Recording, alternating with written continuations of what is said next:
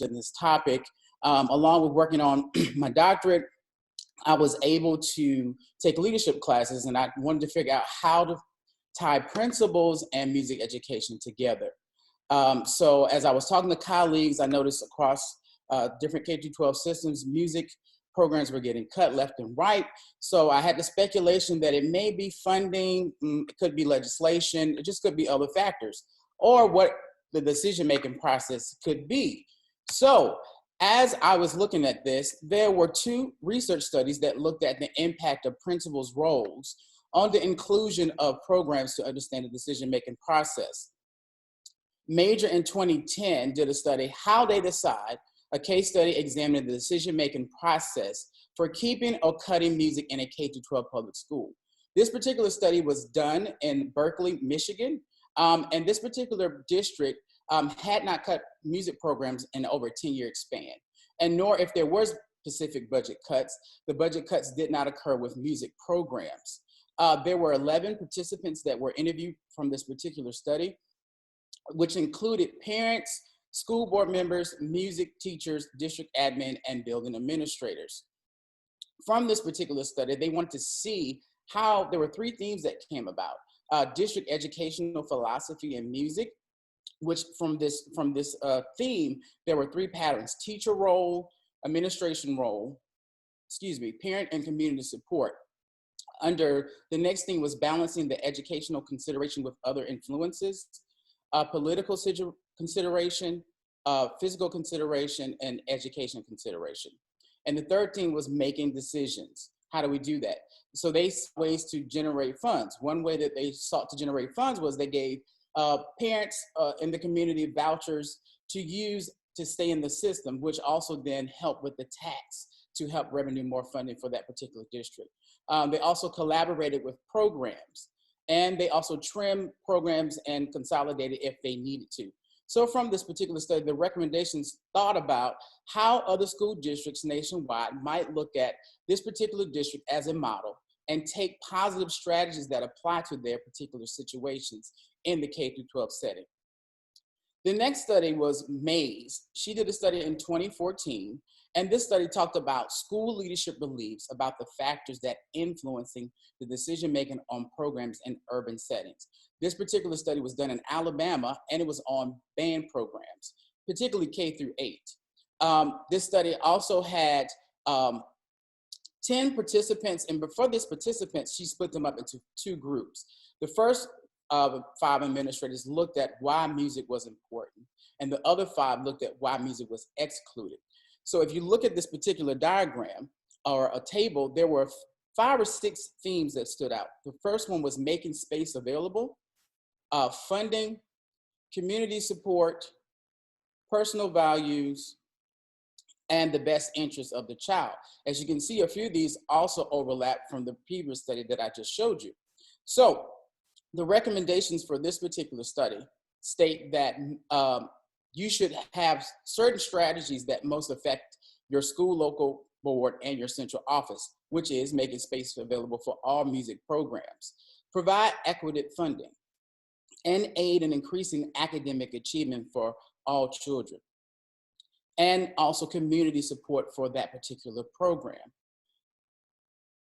In this study, there were 2, from the study, I came up with different questions for different categories. You have values and missions, legislation, funding allocation, and decision-making. From these 2 studies, I looked at Major and Mays' interview questions and worked to align my interview questions to come up with these categories. From these categories, there were 4 research questions that came about. Question 1, what are principals' beliefs and perceptions of the value of including music programs in K-12 schools? How and to what extent has legislation changes impacted the decision of including of a music program? How and to what extent has funding allocation impacted the decision-making of inclusion of music programs? And what other factors have influenced the decision of a principal to include or exclude music programs from the K-12 curriculum? Now, data was collected. Originally, there were principals that I had reached out to, but unfortunately, they were unable to be part of the study. So I was able to reach out to friends of mine on Facebook, colleagues of mine in different principal groups, and phone calls. And from that particular group, there were 7 participants that met the inclusion criteria. The criteria included that each principal should be employed at a K-12 school, and each participant should hold the role of a head principal for a minimum of 4 years. The next demographic is of the demographics of the principal. If you could take a minute to scan this.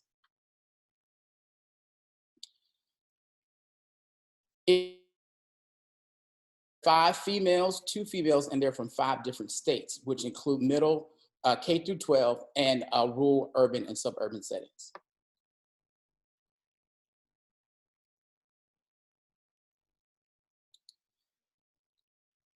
Next, adult consent form was sent out along with the recruitment letter. And then the interviews were scheduled, and they were done by semi-structured interviews. Once the interviews were done, there's an app called Trent. Those particular interviews were recorded on the Trent app. And this particular app takes the audio recording, and then you can load that audio recording to rev.com. Rev.com is a qualitative online platform that you can take your interview audio files and upload, and then they transcribe that for you to save some time. Once the transcription was done, I then took the transcription and sent it out back to the participants just to check to make sure memory check-in and inaccuracies, if there were any inaccuracies. If there were particular inaccuracies, then I sent it back out to them just to double check, and also to let them know that their privacy would be null and void. Next, once the interviews were done, data was collected. I started out doing hand coding, and then used part of that and transcribe that into Atlas. Atlas is a qualitative software that you can use to transcribe your data. But I, for the most part, stuck to hand coding because I felt it was a little bit easier for myself. Once that happened, there were certain themes that emerged, which you can see from the interview questions that categories. This first section for the interview questions were values. Question 1, what are your beliefs and perceptions of the values of including music programs in your school, such as band and choir? Question 2, were you a part of a music program in either the middle, high school, or college level? Question 3, do you feel your involvement in the music programs has shaped your vision and mission of your school, and if yes, in what ways?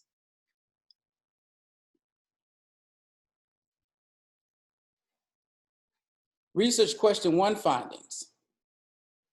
What are the principal's beliefs and perceptions, of the values of including music programs in K-12 schools? We know from this particular question that the theme was art was good. Art was good. Most of the principals talked about art being good in their schools. From that particular theme, there were several different patterns that emerged. The first was enhance academics. Principal F stated, music programs are very important. Studies have shown that music plays an important role in the academic achievement and test scores.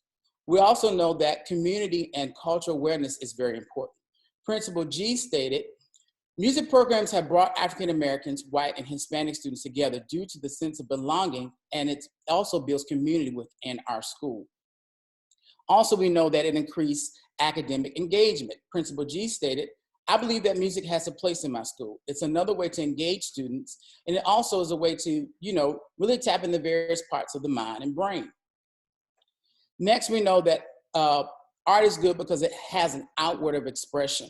Principal C said, I believe that music has a place in the school. It's another way to engage students. And I think it's important to give students the opportunity to express themselves outside the physical academics. The next set of questions were the interview questions for legislation. Question 1 stated, what changes did the district have to make to its musical offerings to satisfy the requirements for the No Child Left Behind to Every Student Succeed Act? What other factors outside of legislation have influenced the decision of a principal to include or exclude music programs due to the change of funding? What role do you think politics plays in the school decision-making process?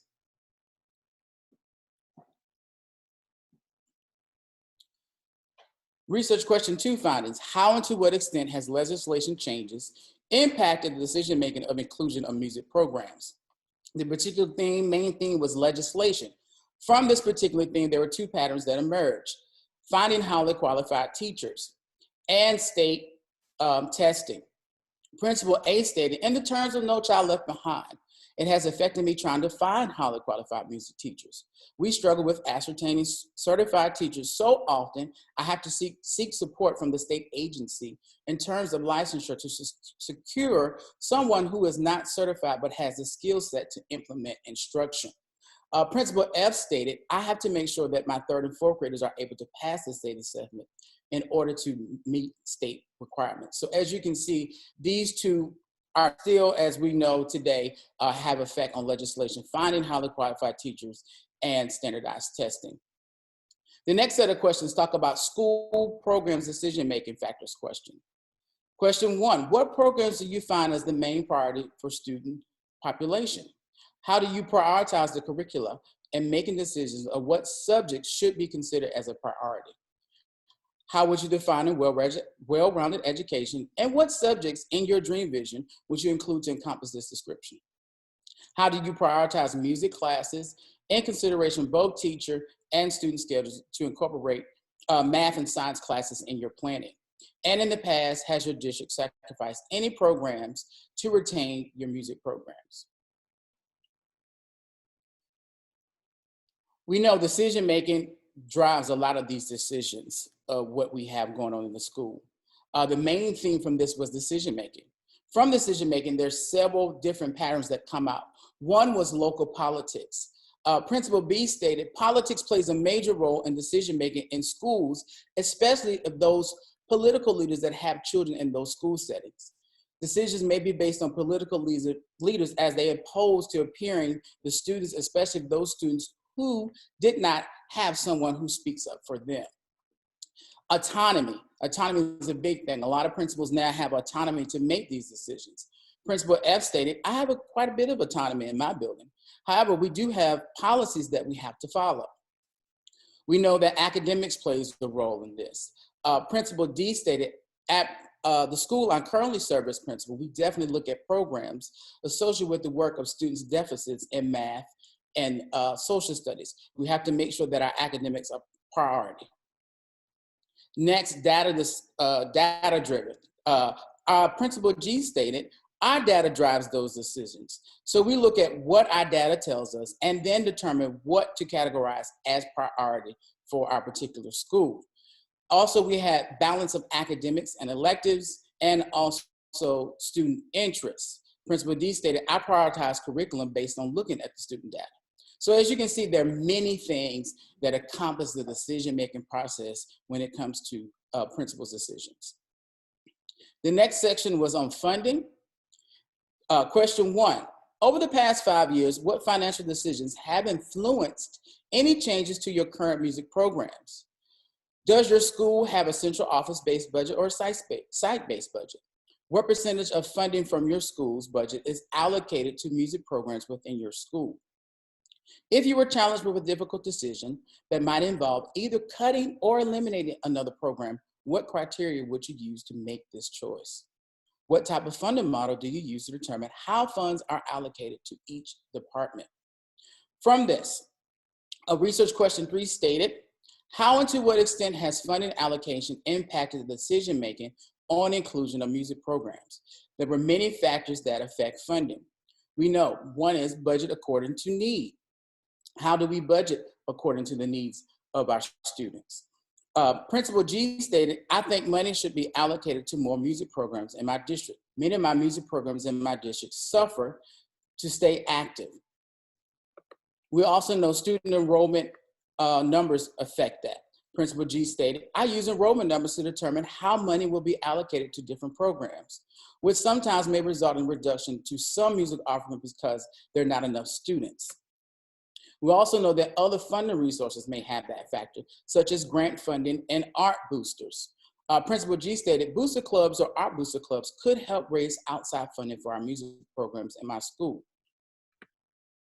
So as you can see, there are several different factors that affect funding as it relates to budget as it relates to student interest and as it relates to other funding resources. The next question was on other factors.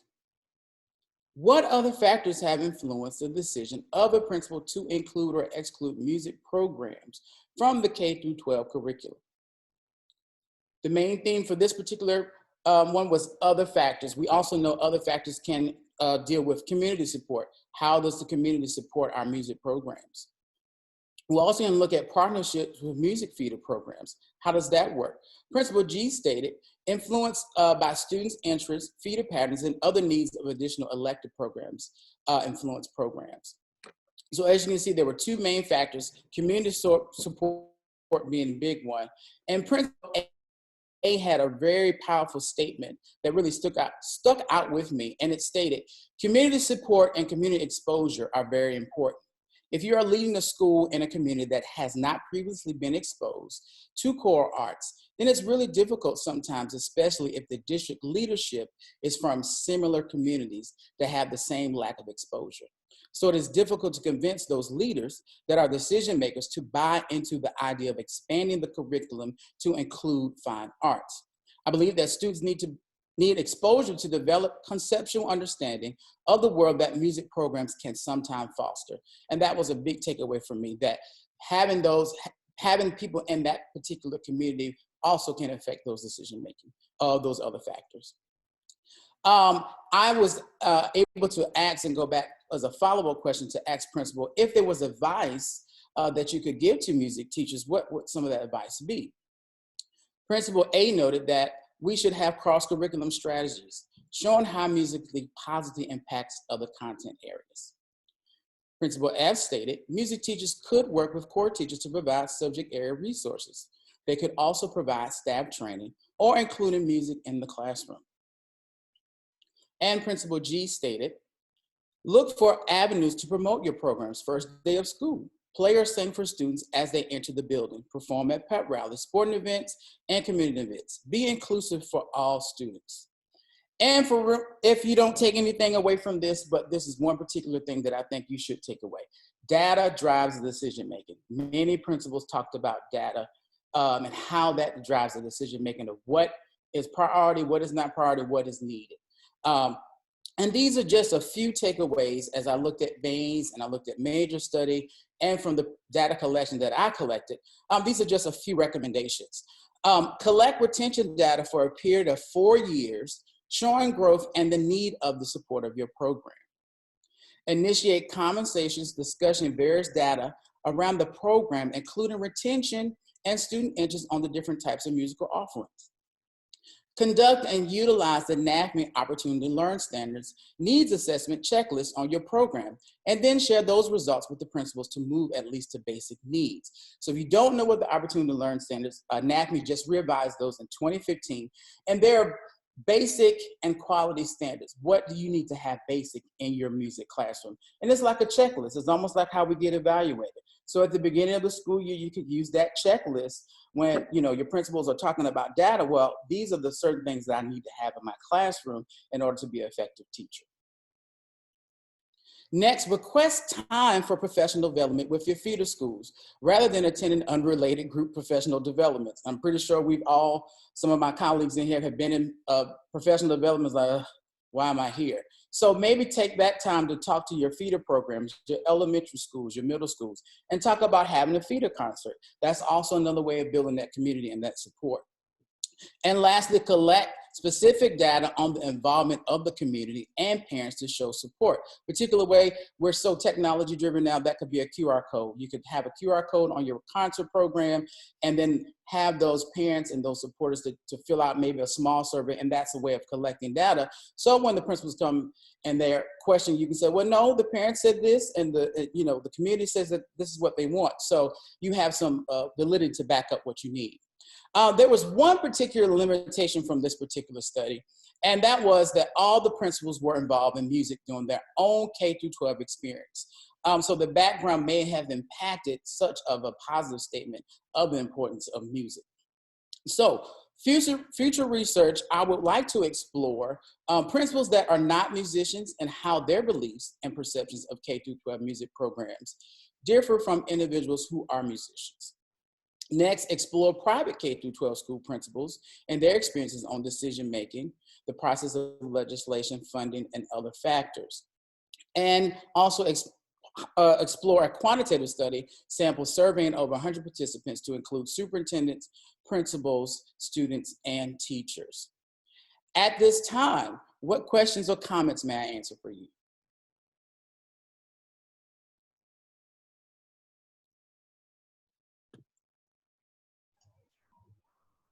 I've got a question. If we've reached that point. Okay. Okay, sure. Well, first of all, Brandon, so good to see you. Good to see you too, Dr. Bateman. So good to see you. And congratulations to you, really outstanding. I know this has been a long road for you to travel, and you've traveled it, and you've ended in victory. And I just want to express to you how proud I am of you and the work that you've done. One of the big issues underlying your study, though, is how you get decision makers to understand the value of fine arts. And I think you've done a great job with this. I had several questions, excuse me, I was going to ask you about that, but you largely answered them in the process. So I just want to ask this at this point, that is, we do have a bit of a unique situation right now, and that I think really raises the bar for advocacy for fine arts, and that is states are facing massive financial cuts. You know, Churchill in World War II, when he was asked to cut fine arts because of the war effort, he said, then what are we fighting for? You know, and I would certainly agree with Churchill.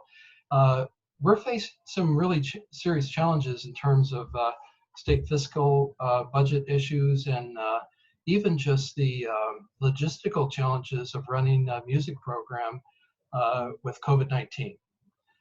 So what I wanted to ask you about was, given our current reality, which hopefully won't be indefinite, you know, but it is going to be with us for a while, are there any thoughts that you have about advocating for fine arts programs at a time like this, when we're facing special budget cuts, when it's even going to be more difficult to maintain the quality of a fine arts program? Yes, I think we can still keep fine arts in the curriculum. Coming from the choral side, I think we have to find other avenues that we can use to still promote our programs. However, we may not be able to do choir, but find a way where you can do a music appreciation class, or some type of class that is inclusive, where we're not cutting music. I was talking to a friend of mine. I think budgets and people on the policy side, we say we don't want to cut music, but we always cut it. So I think we need to come up with some different strategies of trying to make everybody inclusive, because again, as we're looking at it, the first place we want to cut is the fine arts. That's the first place we start cutting, even though we say we don't want to cut it. So how can we keep fine arts in the fold without having to cut budget? It goes back to major study. You know, figure out other ways that if you're not using a certain type of amount of allotment in a certain budgetary item, maybe you could move that money over to somewhere else to help balance out everything. I think sometimes we don't always look. You know, with everything that's been going on, we just kind of go with it. And I think we need to just take a little more time to strategize. And I think if we do that, we will see a little bit more better results coming on the outside. Thank you. Thank you very much.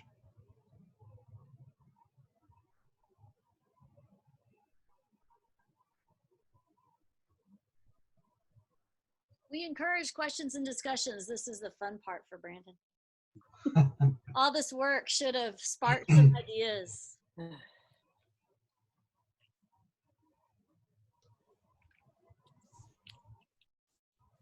Go ahead, Vic. Hey, Brandon. You had mentioned in your in great work, by the way. Thanks for contributing to our canon. This is fantastic. I had a question. You had mentioned about how administrators that had previous musical experiences, that their answers were, of course, affirming and very positive. Would you have any recommendations or strategies or even talking points for communicating or things you might say differently, or how you would couch those same questions to those who don't have arts experiences in their background. Some words of advice for those who are trying to communicate with administrators who maybe don't value an arts experience from a personal point of view. I think there needs, hold on, let me see. I think for me, it goes back to maybe having some type of professional development, like for principals. So, we have to go to professional development. Well, why not now us as music educators have a professional development for them so they can really understand how music is really involved in the curriculum. And have those different strategies that on the previous slide, showing that, I am very trying to be inclusive with just not the school that I'm currently at, but I'm making this more of a community thing. So you can see everybody's involved and everybody's inclusive of that. And speak to the positive things that you have going on and how, you had this student in your particular class where, he wasn't doing well in the science and social studies class, but because he was in my music class, that outward of expression helped him in his other classes and go about it that way. Awesome. Thanks so much. I appreciate it. Congrats. Thank you. Hi, Brandon. Hello. Kind of speaking to what you were just discussing, but furthering that more for the classroom student. How do you get students to not look at the arts as just kind of like a fun class, but really look at how they can transfer those skills across the curriculum? So with that, I usually, prime example, like if there's a particular song that I may be doing and I may not understand the background, I may bring in the history teacher. Or there's a particular song that I'm doing in a foreign language, I bring in that teacher so we can show that music is inclusive of all things. If we're talking about, let's say, the body alignment and physiology, I may bring in the physics teacher and talk about and maybe do some activities to show that if you can see, music crosses over each academic discipline. It's not just we sing, but how does the singing being involved? You have to have your the physiology of movement and how does that affect and all that stuff. So I think going back to one of the particular bullet points, I think sometimes as music, we stay in our bubble. I noticed in my own teaching, I would stay downstairs a lot and not interact upstairs. And I think as I started getting more into my years a little bit, I started going upstairs to see what they were doing. And then I try to incorporate some of that stuff, some of the teaching that they were doing in my own lesson. So they can see the cross, like, oh, we just did that in science class. I didn't know that really worked in here. So I think doing that will show them. And then also, as students, they'll start talking and you'll may even get more recruitment from that. That's really good. I definitely think working across the curriculum and, like you said, kind of bridging those gaps with the other, the core content areas is critical so that the student sees the whole picture and has that buy-in. And I think that would build also a bridge to the administration. What one of the other commenters was saying, why music, why the performing arts, and how does that fit into the budget? And a lot of times I try to meet the students where they are and build them up. A lot of them don't know. I've taught in urban settings most of my career. So a lot of my students didn't know how to sight read. So I had to come up with innovative ways to have them inclusive. We would play different games. I would take a song that they knew from the radio and break that down. Like, you know what? This is the same song you just sung on the radio. We're going to break it down in sight reading technique. After 2 or 3 years as being at that particular school, I noticed my students, they would get mad some days we didn't. I was like, oh, you like to sight read now. But at first when we started, you didn't. So just kind of meeting them where they are because they're coming with so many different challenges. I think sometimes we just kind of back up and then, as we talk about doing sequencing our lesson and scaffolding our lesson, getting back to some of those just simple techniques, and we'll see that things will start to fall in place.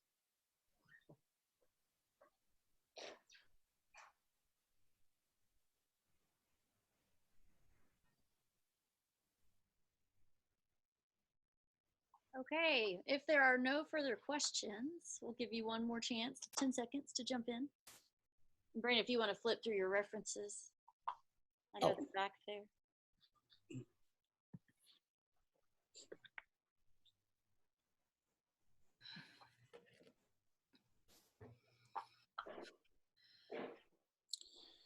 And lastly, I would just like to thank my committee, Dr. Dayton, Dr. Rebecca Atkins, my major professor, Dr. Leggett, and Dr. Robertson.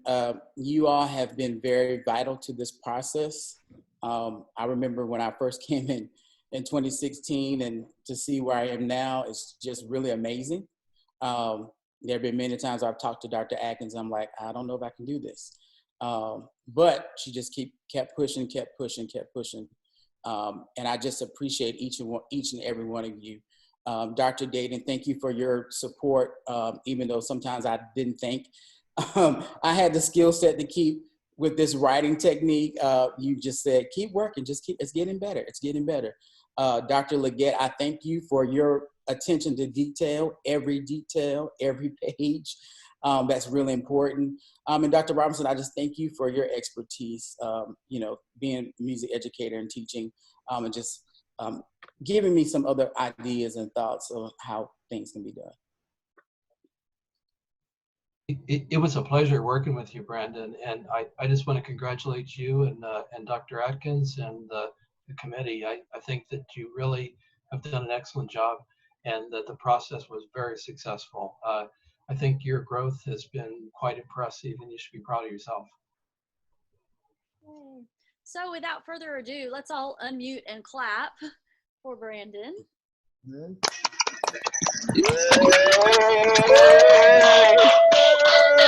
Congratulations! Brandon. Congratulations, Brandon. Congratulations, Brandon. That was awesome.